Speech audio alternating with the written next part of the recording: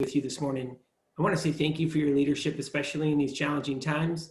Each and every one of you stepping up and taking this leadership role to be able to protect our communities must be recognized, and truly grateful for that. Also want to acknowledge the city managers and chief. Thank you for your work, to your councils for their leadership as well. And again, I'm honored to be able to be with you. What I'd like to be able to do is talk a little bit about 2167, talk about SB 299 and where I think it's going to go. I'd like to be able to start out with, if it's okay with each and every one of you, a bit of a 30,000 foot view of where we're going to be going this year and where we've been, if that's okay, and then leave plenty of time for questions or comments. And again, thank you for your amazing leadership and getting out in front of all issues related to fire and emergency preparedness.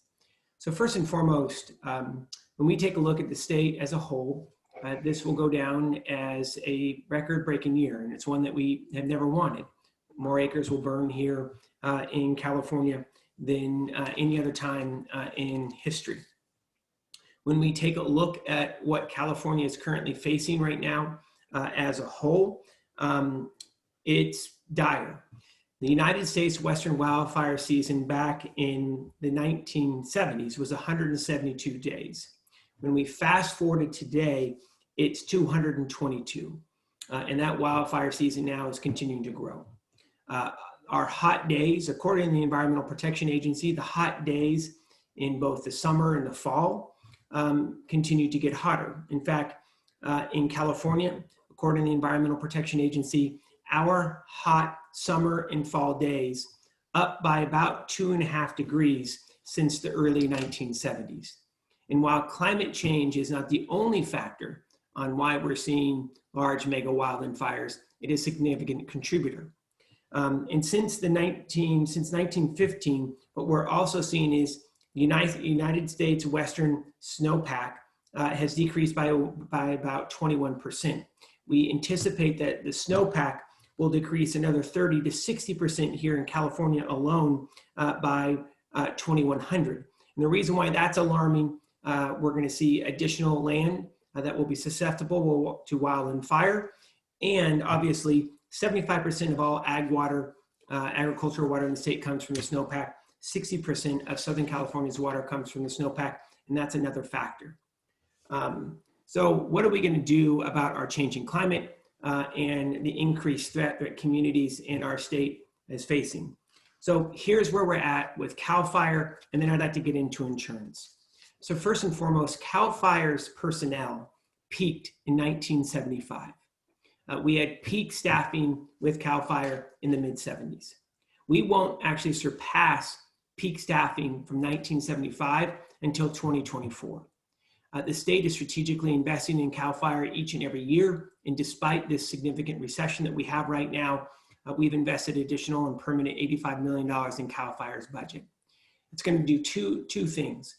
Number one, it's going to hire additional 179 full-time firefighters this year, and an additional 350 seasonal firefighters. We invested about, in 2019, about 120 full-time firefighters and about 130 seasonal firefighters, additional 13 engines last year, as well as new bulldozer companies. We are investing in 12 new night fighting Black Hawk helicopters, retiring all the Vietnam era helicopters that we have in CAL FIRE's fleet. And we have now struck a deal with the United States Coast Guard that will transition 7 C-130 cargo planes out of the Coast Guard fleet, transition them into the CAL FIRE fleet, and we should have that first C-130 into the state CAL FIRE fleet by the end of 2021. Our first new Black Hawks are actually in state now and operational. So here's where we're going so we know that we need to increase fire suppression and resources, but we also have to focus just as much, if not more, on fire prevention. And this will lead us into the issue of insurance. So we've struck a deal with the United States Forest Service to be able to perform vegetation management on about 1 million acres of United States Forest Service as well as Bureau of Land Management land. That will kick off here later this year and into 2021. According to the United States Forest Service California branch, they need approximately $300 million every year to be able to remove dead and dying trees and perform vegetation management. Being very candid with each and every one of you on this line, $300 million is a drop in the bucket for the United States Forest Service. They probably need upwards of $1 billion for the next 10 years to start playing catch up of the 120 to 140 million dead and dying trees in the Sierra, as well as the coastal range. So we need enhanced resources coming in for prevention, because under both Democratic and Republican administrations, the United States Forest Service budget has remained relatively flat. The problem is that more of that flat budget has been going into fire suppression, less into prevention, which is why we are really pushing the California branch to ask for additional money on top of that $300 million. And by the way, they didn't get the $300 million this past year. So we continue to dig deeper into this hole. And the reason why we're so concerned about that is 57%, as y'all know, California forest land is owned and managed by the federal government. The state of California is investing $200 million every year in vegetation management, dead and dying tree removal. And Marin has been very successful in securing those CAL FIRE grants to be able to perform vegetation management, to advance the vegetation management projects throughout the county. So this brings us to the issue of how are we going to be able to keep our communities safe? Because up until this year, we have seen fewer forest fires, but more forest fires, but more fires in rangeland and or in oak woodlands, very similar to what we saw, for example, with the Tubbs fire in Santa Rosa. So where we're at is this. The state needs to advance enhanced funding for additional vegetation management projects. We need to more than double our $200 million that we're putting out every year, number one. Number two, we need to do what the state of Florida did, and portions of the state of Colorado has done, and advance a bill that would develop a home hardening commission that would advance new standards for home building and remodeling that would be more fire safe than what we currently have right now in the building code. Back in the 90s, the state of Florida was hit with multiple devastating hurricanes. The insurance industry, similar to what we're seeing here in California, did record non-renewals, and essentially the largest carriers pulled out of Florida. The state legislature spun their wheels for a few years, but eventually established new home hardening standards for hurricanes. It allowed the insurance industry to have an increase in rates, but they had to write policy if a homeowner followed with the new home hardening standards. We need to do the same damn thing here in California. We had a bill this past year, Senate Bill 1199, that would establish a home hardening commission that in return, if once these tried and true home hardening standards were created, insurance companies would have to write policy. And there would be a discount given to individuals who perform these home hardening standards, essentially being able to recoup some of what they've invested. Being candid about this, it was defeated. SB 1199 couldn't get a hearing in the Assembly Insurance Committee. And by the way, that's not uncommon. Consumer-friendly bills that are advanced typically go to die in Assembly Insurance. I'm just being very blunt with each and every one of you. We are up against a significant force, and it's incredibly inappropriate, and it's also hugely disappointing. We're seeing record non-renewals for insurance here in the state of California. So about 8 months ago, as you all know, Insurance Commissioner Lara put a 12-month pause on non-renewals of homeowner insurance. We only have the ability to pause once. That time period is coming up by the end of the year, which means we're going to see a wave of additional non-renewals. So we're going to be advancing 1199 once again.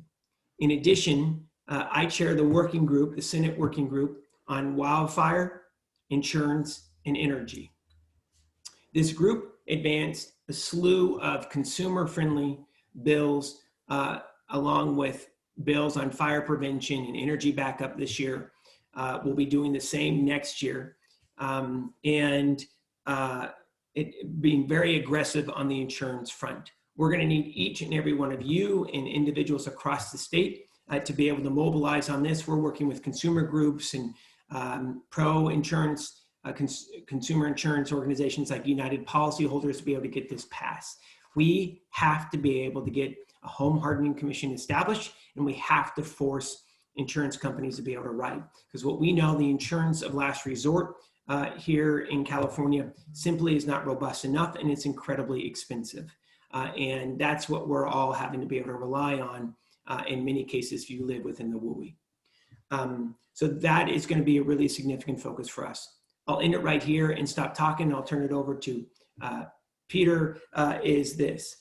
So you're also going to see a focus on enhanced standards for all of the utilities, especially on their transmission lines. That's going to be a focus for the legislature as well as the Public Utilities Commission, because what we also have seen, whether it's the Kincaid fire in Sonoma County or the fire that destroyed the community of Paradise, it is aged transmission lines within those areas of PG&E. So that is also going to continue to be a significant focus. And for the first time, and I just got off a call last Thursday with the leads who are implementing all of the changes in PG&E, they are now finally focusing on the transmission line system and turning out those lines as well, in addition to the distribution lines that are in the communities, so we don't see additional fire starts in the unincorporated areas. I've talked way too long, Peter. I'll turn it over to you. But on 2167, it is a legislative gift to the insurance industry. It's completely inappropriate. It's an in-run around 103, and it gives all the authority, as you all know, to the insurance industry. I guarantee you there is no way in hell that bill will get out of the Senate. But we're going to need to continue to mobilize, and we need to put the industry on shaky footing and become much more aggressive in pro-consumer bills. Peter, I'll turn it over to you. Mike, we're not going to let you off the hook. You have to tell us what we can do to help you. So what we're going to, candidly, what we need is we got to get folks into the Capitol and flooding offices. Unfortunately, a lot of the non-renewals have been impacting Central and Northern California. LA County has a significant portion, but if you take a look at the vast majority of folks that are being non-renewed, they're in suburban or rural counties.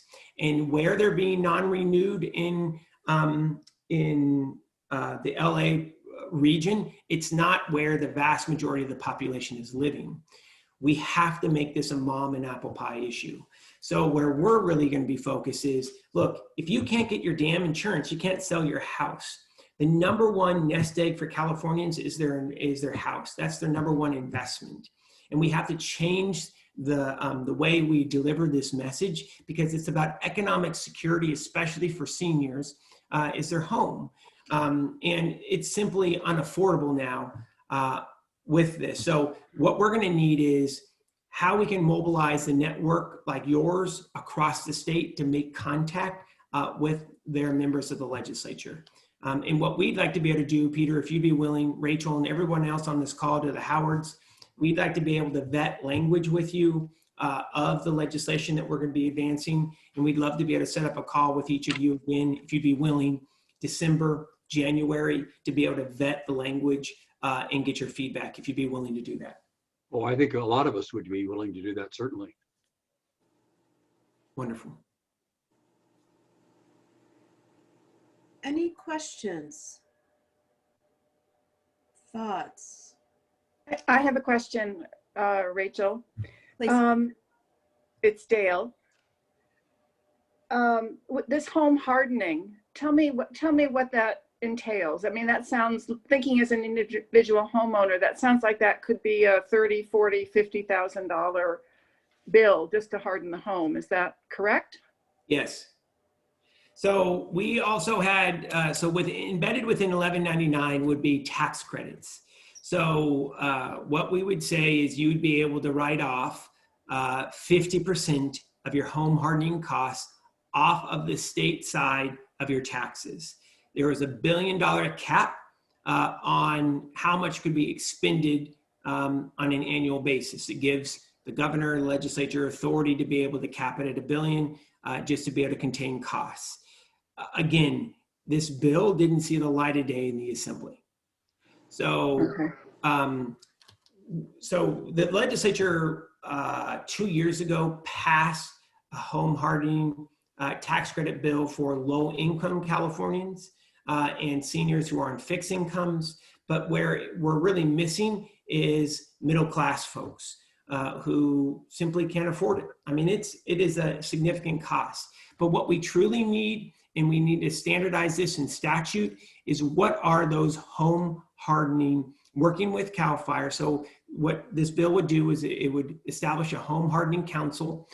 It would have local fire marshals, the state fire marshal. It would have Office of Emergency Services on there. We would have to give a seat to the insurance industry as well to be able to develop these standards, put them in statute. But we also believe that we need a tax credit companion measure going along with this to be able to assist folks to do the right thing when it comes to home hardening.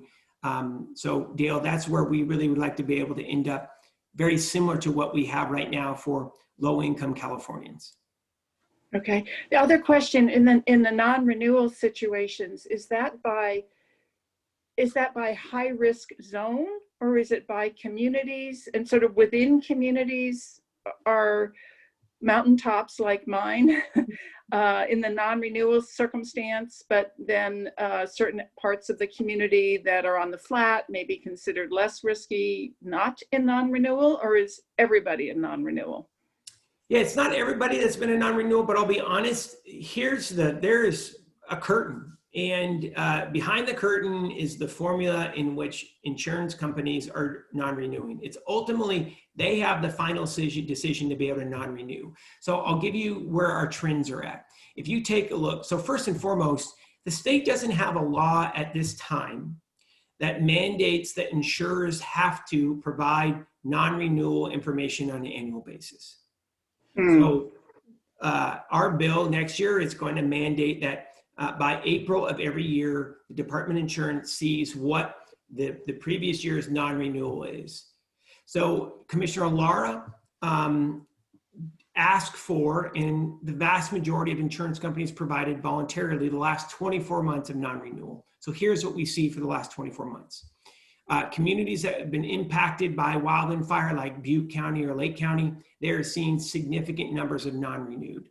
Even folks, I'm going to give you an example, like in Lakeport or Clear Lake, clearly inside of an incorporated community, but Lake County has been devastated by wildland fires since 2015. They're seeing large carriers, not all, but they're seeing some large carriers completely pulling out of the market. What we're seeing, like for example, in Southern Marin, and I'll turn it over to Chief Martin to be able to see if he has any items that he'd like to add to this, is those who are in the WUI, the wildland urban interface, and in the higher tiers, yes, we're seeing significant non-renewals. We're seeing them in Sonoma County and Mendocino County. We're seeing them in the mountains and hills around LA County and San Diego County. It is where those higher threat zones are, the higher tier zones, where we're seeing non-renewed. And in communities that have been impacted by wildland fires, actually in incorporated communities that don't have the threat of wildland fires, but insurance carriers are pulling out. But I'll turn it over. It's all right, Dale. I'm going to turn it over to Chief Martin to see, Chief, if there's anything that you want to be able to add to that. Thank you. Thank you, Senator McGuire. Yeah, we've been seeing it over the last couple of years at the insurance market. I think you can go back to the Lake Fire or the Valley Fire in Lake County. That's kind of when we first started seeing the trend of insurance companies starting to pull out, especially under the high fire hazard danger areas, which are all of our WUI zones. Traditionally, the insurance industry used to look at your ISO rating of your local fire agency, meaning how well they were trained, how many fire stations you had, what kind of water supply you had, based on a fire starting within inside your home. Ever since the big wildfires that we've been seeing, or the mega fires where we're losing thousands and thousands of homes, they're starting to look at their risk differently. So going back a little bit, in 2014, 2015, we would get contacted by homeowners. My insurance company wants to drop me from my policy, what can we do? We would go out to your home, give you recommendations on what you need to do for defensible space, home hardening and whatnot. And then once that prescription was completed, we would write you a letter, which would then be honored by your insurance company, and they would renew your policy. We're starting to see less and less of that, where where they would honor us in our letter saying your home in particular is home hardened and you have defensible space, but they're looking at it more holistically as a community. Your home may have defensible space, but all your surrounding neighbors and how close you are to open space may dictate on where their risk pool is. And that's where they start looking at pulling out. So they're starting to really hit Marin, the Southern Marin area, and like Senator McGuire said, within Sonoma County, in particular within the Coffee Park area, which traditionally is not a WUI. It would never be impacted or even looked at for this hazard, but because they were impacted and they were within that envelope of the Tubbs fire, that they are now having a harder and harder time to try to get insured. So for us is, as Senator McGuire said, we need to start pounding the ground, getting up to the state capitol, showing that we need our legislators and the insurance companies to go ahead and honor what we've been doing here locally on the fire prevention standpoint. As all of you know, in March of 2020, we passed Measure C, which created the Marin Wildfire Prevention Authority, which is, I believe, the first in the state for community members to come together. And we've stated, and the voters have spoken, that we understand the threat that wildfire poses on our community. And it's not a matter of if, but when a fire is going to impact us. And taking those measures through Measure C, plus local mitigation efforts that we're doing both here at Larkspur and Corte Madera, in the amount of money that we've invested both at the community level and at the government level to try to reduce our risk, should play a considerable factor in hopefully reducing our risk pool within the insurance companies. But we need to get out there and we need to educate the insurance companies and the statewide legislators of what we've been doing here locally. And I'll turn it back over to you. Yeah. Thank you, Ruben. I'm so sorry to interrupt, Senator. We're going to have to jump here in just a couple of minutes. No, I apologize. I just have another meeting. But what I'll say is that, look, as the chief just mentioned, what we'd like to be able to do is we use these if we can expand the dollars available for these through the CAL FIRE grant program, and just like transportation dollars. So one of the ideas that we have right now is that we create what we call self-help counties. So counties who pass transportation measures will get enhanced dollars for state and federal transportation funding. So typically for every dollar for a self-help county that a local dollar is put in, 4 or 5 on the transportation side come from the state and feds. We're thinking about doing the same thing for wild and fire mitigation dollars. And it would set Marin up really well. For every dollar, again, we come up with the same formula because we want more counties to be proactive to what the chief was just saying, is getting out in front of this. But I gotta be honest, we're gonna have to force the insurance industry to write. So if they're gonna write, they wanna reduce their risk. But they want it, that's the problem with these two bills, 2167, it's on their flipping terms. And it gets around Prop 103, which voters passed, and allows them to set the pricing. Can't happen. So that's where we're gonna be really focused this year, is trying to drive this deal. Dale? Well, I was just going to say, can you force the insurance companies to write?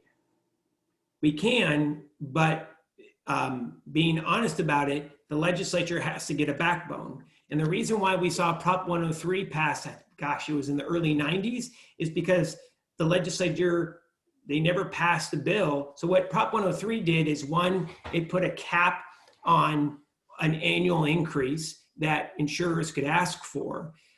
So it's 7%. And then anything above that cap, it would have to go to a full hearing. Insurers hated that because up until then, arbitrarily, they could go after Robin and they look at Robin's house and they could raise her 15%. They didn't have to justify it. So Prop 103 came about because the legislature, majority of the members couldn't get their act together. And we may have to go that route on this.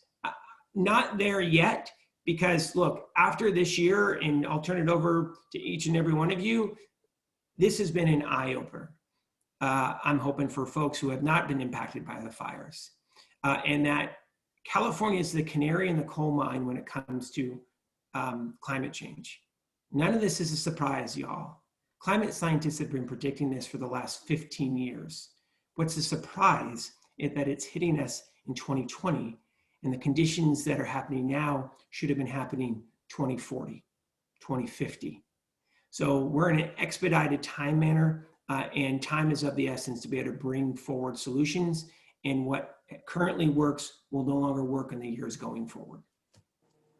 Thank you very much. Thank you. Appreciate the time. Thank you. Thank you for staying a few minutes over. This is just the start of the conversation, clearly. You know how to reach us. In our group, I'm sure we'll have other questions and follow-ups, and we'll work through your office and pass those along, and we'll keep the dialogue open. That'd be great. And we are here. So thank Yeah, you. thank you. Thank you, Senator. very much. Appreciate Thank you. having our town management here, and Ruben, and everyone's welcome to stay, and we're going to be shifting over to our advisory committee. So really appreciate it. Thank you. We're really fortunate to have you for this time. Thank you so much. Would you like us to come back December, January on what the legislation may be looking like? Would that be of interest, or we can just play it by ear? You tell me. I'm seeing a lot of head Yes, nods. So yes. Come Come back and talk. Okay, we'll be back. Thank you for your wonderful work. Really grateful to be with you today. All right, appreciate it. Thank you, Advisory Thank you. committee and everyone else, you're welcome to stay on, and we'll continue on with our agenda. All right. Great. Okay, well, welcome everybody. That was good. That was fun. It was so helpful. Thank you, Rachel, for making it happen. And you're welcome. I was very surprised when they said, great, the senator wants to come and speak. And I'm like, okie dokie. So who knew? Because I, it's like I reached out to Carol, because I do know Carol, and I thought we were going to have Carol, which would have been lovely. And she's very, could speak on behalf.